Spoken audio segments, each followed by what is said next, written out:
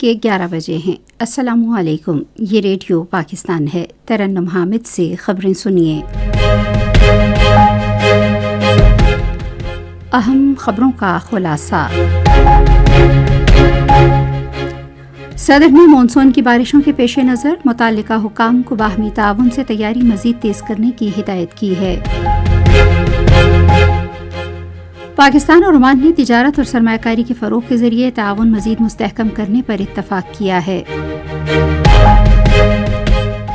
وزیر خزانہ نے طویل مدتی اقتصادی تبدیلی کے لیے حکومت کے عزم کا اعادہ کیا ہے۔ اور پاکستان نے اقوام متحدہ کی سلامتی کونسل میں سنتاس معاہدے کو معطل کرنے کی بھارت کی غیر قانونی کوشش کو دو ٹوک انداز میں مسترد کر دیا ہے۔ اور اب خبریں تفصیل کے ساتھ۔ صدر آصف علی زرداری نے مانسون کی بارشوں کے پیش نظر تمام وفاقی، صوبائی اور مقامی اداروں کو باہمی تعاون سے تیاری، بچاؤ اور امدادی اقدامات مزید تیز کرنے کی ہدایت کی ہے۔ صدارتی سیکریٹریٹ سے جاری بیان کے مطابق صدر نے حالیہ بارشوں اور ان سے پیش آنے والے واقعات کے نتیجے میں قیمتی انسانی جانوں کے ضیاع، گھروں، بنیادی ڈھانچے اور املاک کو پہنچنے والے نقصان پر گہرے دکھ اور افسوس کا اظہار کیا ہے۔ انہوں نے جاں بحق افراد کے لواحقین سے دلی تعزیت کی اور متاثرہ تمام افراد سے یکجہتی کا اظہار کیا۔ صدر مملکت نے قومی ہنگامی امدادی ادارے، صوبائی ہنگامی امدادی اداروں، صوبائی حکومتوں اور مقامی انتظامیہ کو ہدایت کی کہ وہ باہمی رابطہ برقرار رکھیں اور بروقت پیشگی انتباہ جاری کرنے کو یقینی بنائیں۔ انہوں نے متعلقہ اداروں کو بچاؤ اور امدادی وسائل پہلے سے تیار رکھنے اور اچانک آنے والے سیلاب، گلیشیائی جھیلوں کے پھٹنے اور لینڈ سلائڈنگ کے خطرات والے علاقوں میں سیاحوں اور دیگر آنے والے افراد کے تحفظ کے لیے ضروری اقدامات کرنے کی بھی ہدایت کی۔ پاکستان اور عمان نے اعلیٰ سطح کے تبادلوں، تجارت اور سرمایہ کاری کے فروغ اور کثیر الجہتی فورمز پر مسلسل تعاون کے ذریعے دو طرفہ تعلقات کو مزید مضبوط بنانے پر اتفاق کیا ہے۔ یہ اتفاق رائے منیلا میں آسیان ریجنل فورم کے موقع پر نائب وزیر اعظم اسحاق ڈار اور عمان کے وزیر خارجہ سید بدر بن حمد البوسیدی کے درمیان ملاقات میں کیا گیا۔ دونوں رہنماؤں نے دو طرفہ تعاون میں مثبت پیش رفت پر اطمینان کا اظہار کیا۔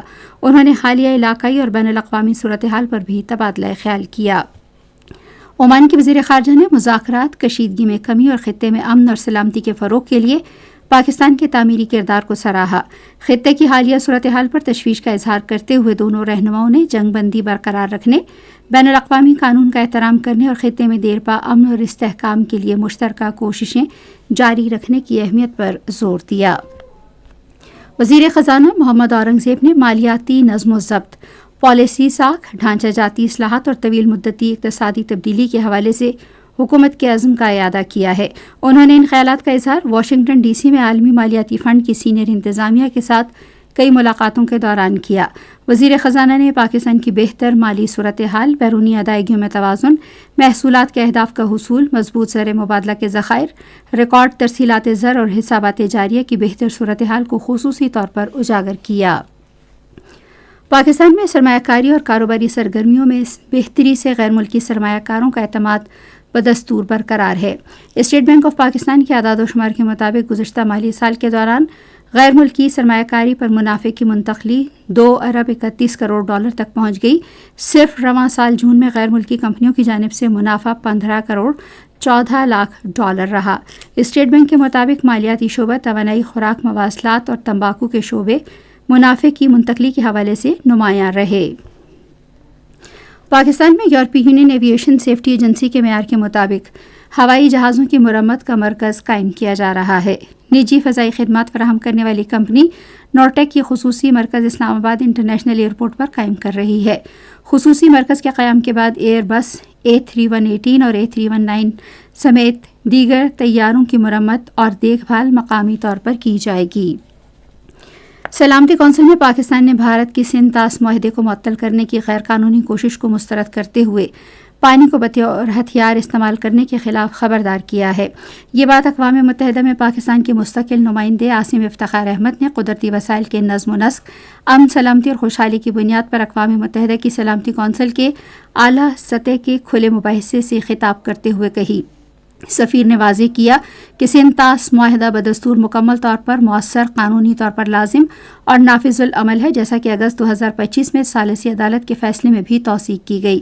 انہوں نے اقوام متحدہ کی سلامتی کونسل پر زور دیا کہ وہ قدرتی وسائل کے استحصال یا انہیں ہتھیار بنانے کے ایسے اقدامات پر مسلسل نظر رکھے جو عالمی امن سلامتی کے لیے خطرہ بن سکتے ہیں، اور ان سے نمٹنے کے لیے پیش کی سفارتکاری، تنازعات کے پرامن حل، پابندیوں اور نگرانی کے مؤثر نظام سمیت اپنے تمام دستیاب ذرائع بروئے کار لائے۔ اور وزیر اعظم محمد شہباز شریف نے جماعت اسلامی پاکستان کے سیکرٹری جنرل امیر العظیم کے انتقال پر گہرے دکھ اور افسوس کا اظہار کیا ہے۔ انہوں نے مرحوم کے اہل خانہ سے تعزیت کرتے ہوئے ان کی مغفرت اور درجات کی بلندی کے لیے دعا کی۔ وزیر اعظم نے کہا کہ امیر العظیم بصیرت اور دانائی رکھنے والے سیاستدان تھے اور سیاسی میدان میں ان کی خدمات کو ہمیشہ یاد رکھا جائے گا۔ اسی کے ساتھ خبریں ختم ہوئی۔ مزید خبروں اور تجزیوں کے لیے آئیے ہماری ویب سائٹ پر radio.gov.pk اور فیس بک کے link radio Pakistan news official پر براہ راست ویڈیو سٹریمنگ بھی ملاحظہ کیجیے۔